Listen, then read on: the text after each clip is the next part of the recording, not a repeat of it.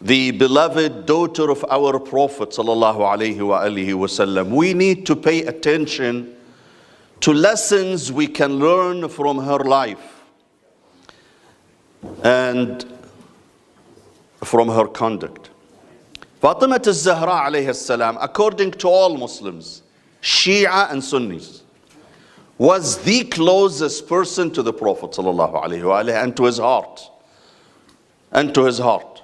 She was the closest person to the heart of the Prophet sallallahu alaihi wasallam.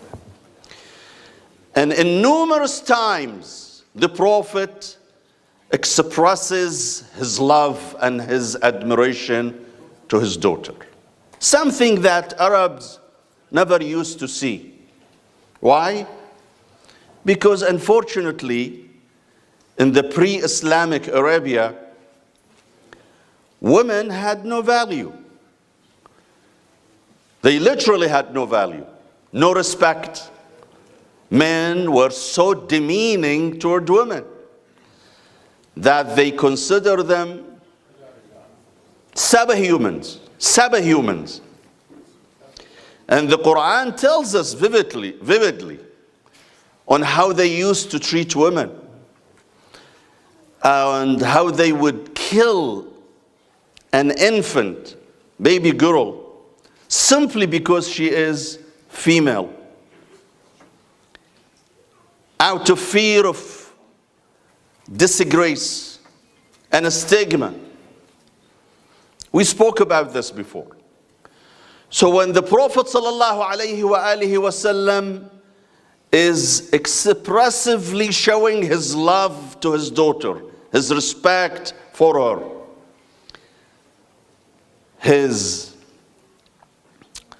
the way he would treat her, the way he would greet her.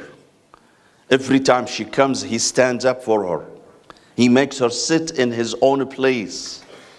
That sends a powerful message to Muslims, my dear brothers and sisters, to be respectful toward women. The Prophet ﷺ says, "Ma akram al-mar'ata illa kareem, wa ma ahanaha illa la'im." Only honorable men honor women. Wicked men dishonor them and abuse them. So, the Prophet ﷺ was first intent on making sure Muslims are watching and learning how to treat their female members of their family. Female members of their family. Whether a mother, so much so that he says, Al-Jannatu tahta aqdam al-ummahat, heaven lays beneath the foot of mothers, or sisters, or wives, or daughters. And Fatima al-Zahra alaykum as-salam. Fatima al-Zahra alayha as-salam was the person the Prophet would use to send that message, by honoring her, by showing how much he was attached to her. And he never concealed his love for Fatima al-Zahra alayhi salam. And this shows how loving the Prophet was. He wasn't only a prophet. He was a humble man, a loving father. He would make sure he goes to the house of Fatima every single day. No day passes before the Prophet goes to the house of Fatima. That was his basically relief time. That was the time he would basically feel relaxed. He would go to the house of Fatima to see her for a few minutes and her children. And then he goes back home. When he travels, the last house he visits is the house of Fatima. When he comes back from his trips, the first house he visits is the house of Fatima alayhi salam. And on top of that, he was not bashful to go to the podium before hundreds of Muslims to speak about the virtues of this lady. إن الله يرضى لرضا فاطمة ويغضب لغضبها. Allah is pleased When Fatima is pleased and satisfied, Allah will be most angry when Fatima is unhappy. Dedicating her position among Muslims that this is no ordinary woman, no ordinary female. Someone whose Allah's satisfaction is tied to her satisfaction. So, the Prophet ﷺ would always demonstrate his love, his respect, and his honor for Fatima al-Zahra alayhi salam. My dear brothers and sisters, in the remaining minutes of my second khutbah, I would like to touch upon a contemporary issue, and that is what happened last Tuesday, not only in Michigan, but in America in general. Last Tuesday, at least 3 Muslim mayors won the election. And I would like to take this opportunity to offer my sincerest congratulations to those brothers, to those Muslim mayors, Brother Haj Abdullah Hammoud, Brother Mobaidoun, and Brother Zuhran Mamdani. And who else? I don't know about Hamid Ramek Haj. So Hamid Ramek he wanted to be ambassador somewhere and he was rejected as far as I know. He was replaced? He was? Okay, anyway. So I wanted to offer my congratulations to those 3 brothers. To our dear brother Mobaidoun, who is always with us here, a down-to-earth person, a caring person. And the night of the election, I sent him a message, joking with him, telling him, Mo, if you become the mayor, you have to change the name of Beach Daily to Imam Ali's Street, inshallah. And he said, inshallah. So let's wait and see if he's going to deliver on his promise or not. Inshallah, he will. So I would like to congratulate him. I would like to congratulate our brother Abdullah Hammoud, and also the council members, our Muslim council members, Brother Hassan Ahmed in Dearborn Heights, Brother Kamal al-Sawafi and Mike Sar'ini and Mustafa Hammoud in Dearborn. God bless them all. But I think the most powerful victory was in New York, my dear brothers and sisters. A city of over 9 million people, a city where it is viewed as the commerce and business and financial capital of the United States. Someone Muslim became a mayor of that city. With a landslide victory, over 50% of the vote. And that was something astonishing, my dear brothers and sisters. Literally historic. Never we had something, a victory in this country as big as the victory of Zuhran Mamdani in New York. And I would like to, in addition to congratulating Brother Zuhran for his victory, I would like to congratulate every single Muslim and non-Muslim, because he's not going to be a mayor for Muslims only, for all citizens of New York. And he will demonstrate how a Muslim mayor is dedicated to serving all people of New York, Muslims and non-Muslims, without any discrimination, including the Jews, There were rumors that if he becomes the mayor, the Jews will be alienated. I don't think that's true. We have 2 different things. Israel and the Jews. The Jews in New York are a peaceful, peace-loving people, citizens in this country, and they have the full right of American citizens that deserve dignity and respect. But Israel is a different thing. Zohran had an issue with Israel and its policies and its apartheid system. He never had an issue with Jews in New York. In fact, in more than one occasion, he stressed out the fact that he will reach out to the Jews and he will do everything possible in his power to protect them. And he rejected outright any sign of anti-Semitism. But there is a lesson to be learned, my dear brothers and sisters, from those three victories, Dearborn Heights, and New York. What is the lesson? The lesson that we Muslims in America, we are here to stay. And this land belongs to us, and we belong to this land. We're not foreigners. And no one can tell us, go back to your home, because this is our home, especially for the young generation. And Muslims are as Americans as any other individual, as any other citizen in this country. And no one can question the loyalty of Muslims to this land. They prove it time and again that Muslims and the Muslim community is a loyal community to this country. And what happened in 9/11 has nothing to do with the Muslim community. A few terrorists who came from abroad and they attacked this country. This has nothing to do with the Muslim community in America. And Muslims were quick to condemn those attacks against this nation, like any other community.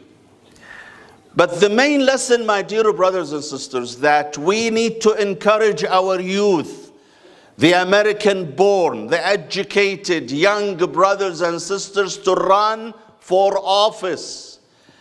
If we complain about biased foreign policy of this country, the only way to change that wrong is by running for office and by stepping up to the challenge, so we can change the landscape, so we can make America more accommodating to Muslims and make its foreign policy more balanced. That's the most important things.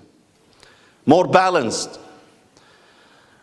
We need to encourage our children, men and women, the young children, the young generation, to run for all type of offices: mayors, city council, house representative, whether state house representative or U.S. House representative, Senate, in Lansing, in Washington, governor, all offices.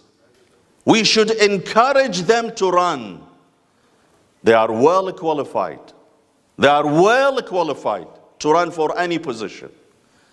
They are not lacking anything.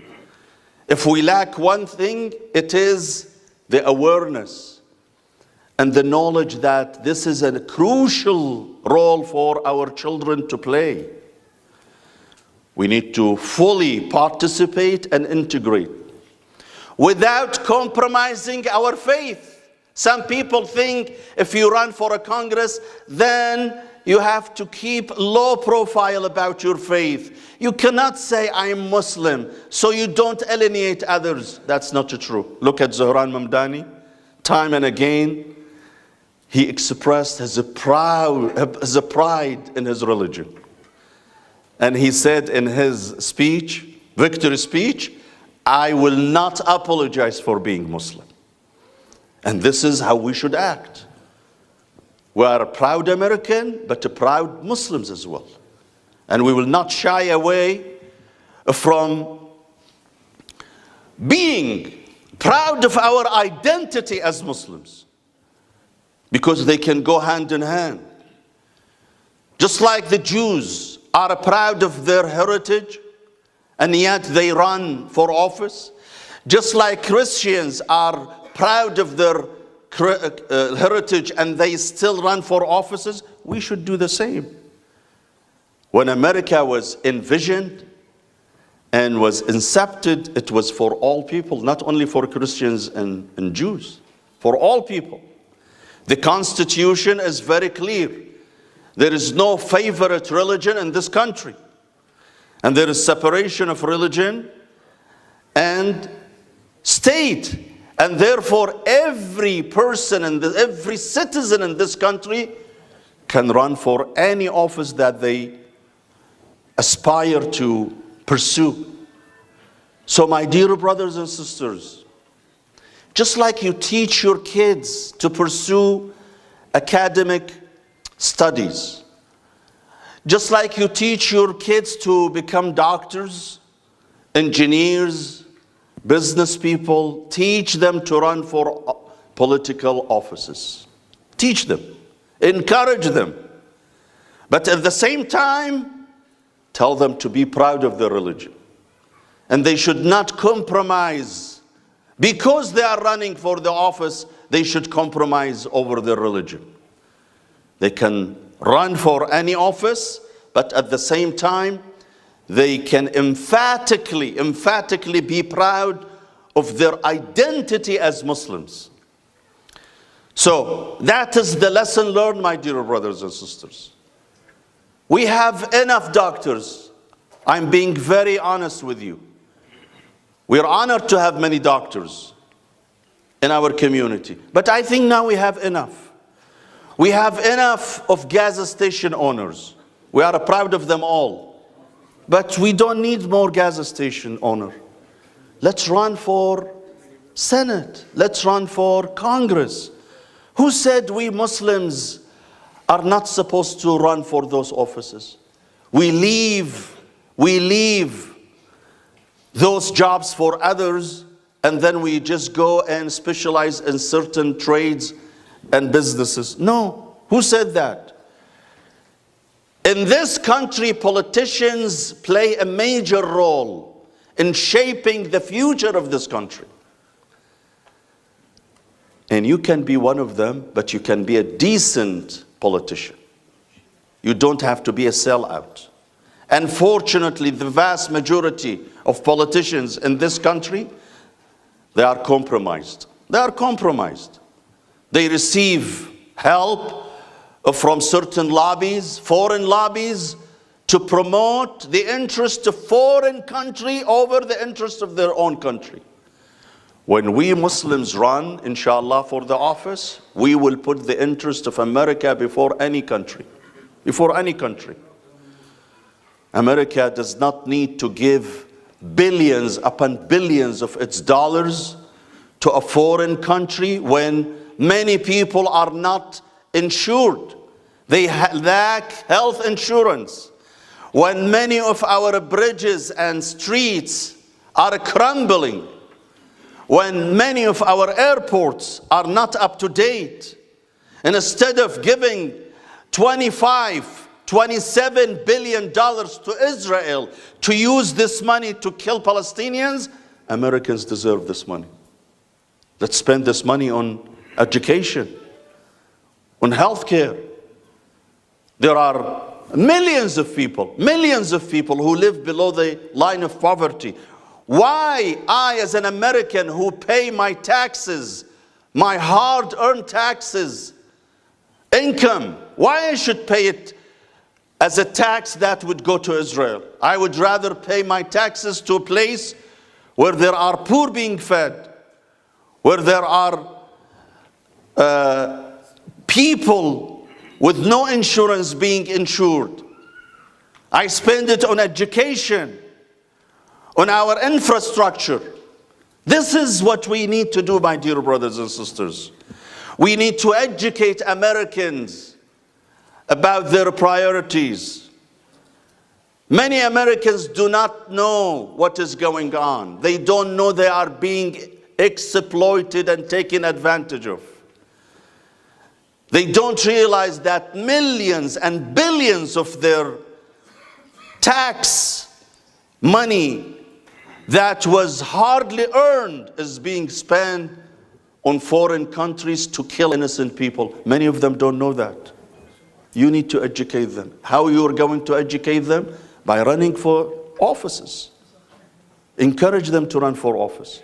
But make sure, and I say this with full love and honesty. When you run, you have to be equipped with education. You have to be equipped with education and with the full understanding of this American society, and with having a good, the command on English language. For someone like me, I can't run. Someone who has heavy accent, with all due respect to those who have heavy accent, we can't run for an office. Calling people, that doesn't help us. So I encourage the American-born, the second generation who speak English fluently and who know how this American mentality works. I encourage them to run for those offices. Allahumma ighfir lil mu'minina wal mu'minat. Before I finish, my dear brothers and sisters, I remind you that the IIA is commemorating the martyrdom of Sayeda Fatema al-Zahra alayhi salam. Tonight, Friday, and tomorrow, Saturday, at 8 p.m. We have a special guest speaker from California, Samahat Sayyid Mustafa Al-Qazwini, who will be speaking at this event. I encourage you to come and bring your family members as well. Allahumma ighfir lil mu'minina wal mu'minat, al-muslimina wal muslimat, al-ahya'i minhum wal amwat. تابع اللهم بيننا وبينهم بالخيرات إنك مجيب الدعوات إنك قاضي الحاجات إنك على كل شيء قدير. وإلى أرواح المؤمنين والمؤمنات ولشفاء مرضانا وقضاء حوائجنا نقرأ السورة المباركة الفاتحة.